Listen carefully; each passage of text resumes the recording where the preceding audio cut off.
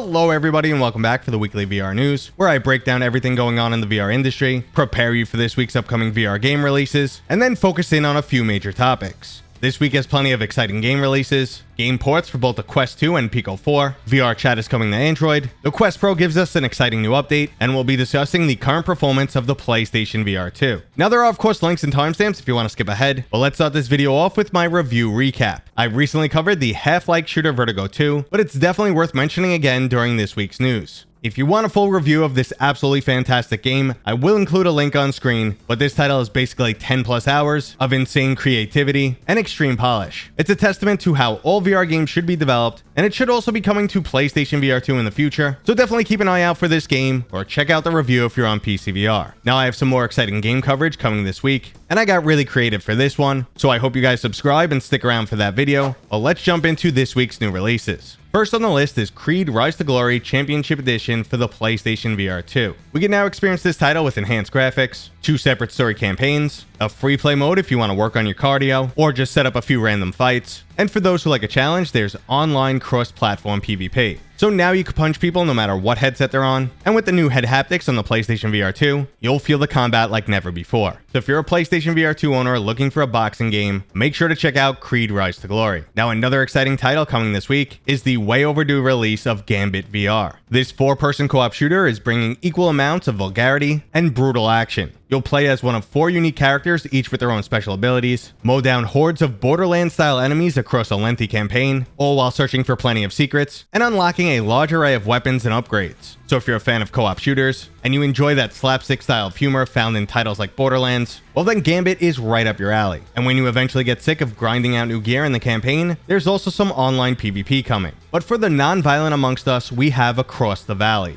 Across the Valley allows you to chill out with your own personal farm, plant, water, and harvest crops, tend to a large array of different animals, and build up the farmstead of your dreams. This friendly farm simulator is designed to be a chill experience that sucks you in with its fantastic hand-drawn art style. Now if you're a Pico 4 owner looking for new titles to play, this week is looking pretty great. For starters, we have the horror-themed survival shooter Into the Radius, which is a top-notch VR title offering plenty of hours of gameplay. And continuing with the horror theme, Pico 4 owners are also getting Jurassic World Aftermath. While definitely not as scary as Into the Radius, playing cat and mouse with a velociraptor is still not a laughing matter. This title has an amazing overall atmosphere, featuring those excellent cel-shaded graphics. The Jurassic theme park has been perfectly recreated, and any fans of the movies should definitely enjoy this title. Now that right there is some of the bigger titles coming to the Pico 4, but it's also getting Human Anatomy VR, which gives you an amazing way to learn about and visualize the human body. And there's also 2 more paranormal detective escape room style games. This is Escape the 80s and Escape the 90s. Now our next title just made its way onto App Lab, and I have plenty of keys to give away. Copter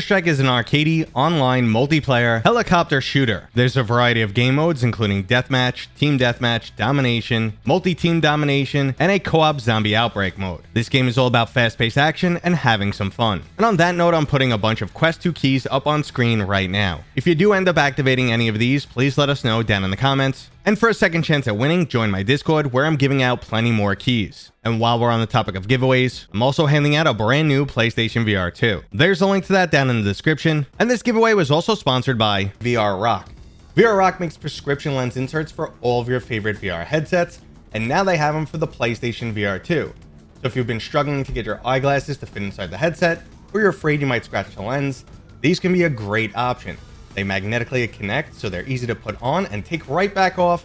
And if you're interested, I have a 10% discount code down in the description and a link to their webpage. Okay, so that was all of this week's new releases, but we also got some new information that the co-op horde-based title Everslaught Invasion is releasing this month for the Quest 2. Now I've actually put a few hours into this game and will be discussing it in a future video because I have a lot to say. I'm a huge fan of the Everslaught early access version that's currently available for PCVR, but the Quest version is shaking things up with a lot of new features. Now I'm not ready to go into detail just yet, but make sure to look out for that upcoming video. And speaking of things to look out for, my favorite new roguelite, Ghost Signal, a Solaris game, is planning to not only release new game improvements, but also future content. Now that new content is still unknown, but I'm hoping they'll consider adding more features from their flat screen game. Now another title moving platforms is the uniquely VR room scale experience Eye of the Temple. Years ago there was a large buzz for this game, but over time it fizzled out, and PCVR wasn't getting the same hype it once was. The developer documented his nearly tragic release, where this title definitely didn't get the respect or sales that it deserved. Now I'm glad to see it will be releasing on the Quest 2 in the near future, and soon a lot more VR gamers will get to go on their own Indiana Jones style adventure. But our last gaming story for today is VRchat coming to Android devices. Now part of me does not get this at all, while on the other hand it makes perfect sense. A major aspect of these online titles is constantly growing your player base, and since VRchat is already available on the Quest 2, it makes sense to bring it to other Android devices. But at the same time, VRchat is all about interacting with people inside of virtual reality. So the majority of what makes this app special would be completely lost from a cell phone. So that's the back and forth that goes on inside my head. But ultimately, this is an excellent decision. VRchat junkies would have a new way to interact with their preferred version of reality. So even when you don't have access to your headset, you could remain in touch with your VR buddies. This would also introduce plenty of new people into this world, as bridging the gap between VR and reality will start happening much more often in the near future, and Rec Room's expansion onto flat screen and console devices went over extremely well. So this definitely makes sense for VRchat, and I hope it grows significantly. But let's move on to Quest version 51, giving us an exciting new feature to Quest Pro owners. Now this version is not publicly available and could change by the time it becomes full release, but if you sign up for Meta's PTC or public test channel, you can get some early access. The biggest new feature is local dimming over Air Link with PCVR. Local dimming allows for the black levels on the Quest Pro's LCD panel to get significantly darker, greatly increasing the overall contrast and getting it closer to OLED level of blacks. Now the Quest Pro already had a great color range, but there's just something about OLED panels that makes lots of people ride or die. But I am not one of those people. I'm sure this will be blasphemy to some, but I would have preferred an LCD panel with local dimming and pancake lenses in the PSVR 2 rather than the lens and OLED panel we have. Now if this is hard for you to understand, color is an interpretation that occurs inside of our brain. We all see it in a similar manner, but definitely not exactly the same. That's why things like God rays, glare, and deep blacks are a big issue for some, while others can care less. And as easy as it may be for me to crap talk the Quest, I believe they made many of the right hardware decisions in the Quest Pro. But let's move back to the PlayStation VR 2 because we have a lot to go over. First off, we have some new information on the VR version of Resident Evil Village. Capcom has confirmed that this game was not developed with VR in mind, which introduced some significant challenges porting this title. Being developed specifically for flat screen, the graphics were already optimized and pushed about as far as they can go. So maintaining visual quality with the increased demands that VR has was definitely a bit of a challenge. Now, an update that I'm sure you're more likely interested in is the fact that there are currently no plans to bring the Mercenaries mode or DLC content to the PlayStation VR 2. Now, as an extremely popular title, where Capcom has confirmed that a large majority of PlayStation VR 2 owners have tried out the Resident Evil Village VR mode, there's always a chance that this could change in the future. But that all comes down to demand, which is today's main topic. Prior to the release of the PlayStation VR 2, there were rumors that Sony was scaling back production. And now, 1 month after release, people are claiming that the PlayStation VR 2 is underperforming in sales. Now, we need to forget all of the headlines, take a step back, and look at this rationally. Some people are trying to make the claim that Sony believed they were going to sell 2 million units in the first month. That right there is just batshit crazy. If that was the case, this device would have been insanely successful. The significantly lower priced Quest 1 and Quest 2 did not sell that well, and you have to keep in mind those devices are available to everyone. The PlayStation VR 2 is really only for PlayStation 5 owners. I'm not sure what the exact measuring stick is here. The Steam Deck, by comparison, had similar sales and took roughly a year to hit 1 million units, but it's being considered a huge success. But its number one console competitor is selling over 100 times that.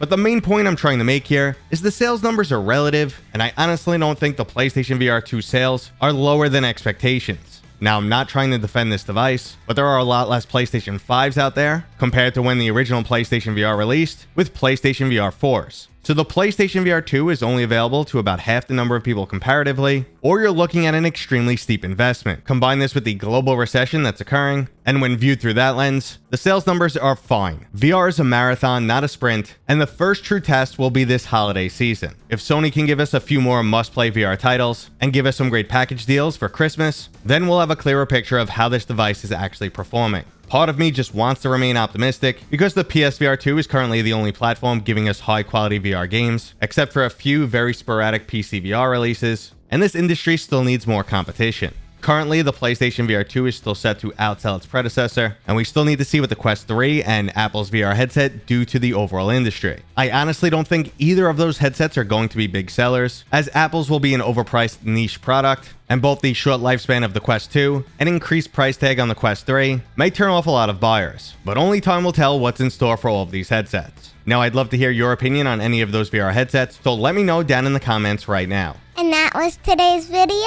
brought to you by my dad, Mateo311. If you enjoyed it, please go ahead and give it a thumbs up. And if you're new here, Consider subscribing. consider subscribing. Consider subscribing. Consider subscribing. Consider subscribing. We'll see you guys on next time. We'll see you guys on next time.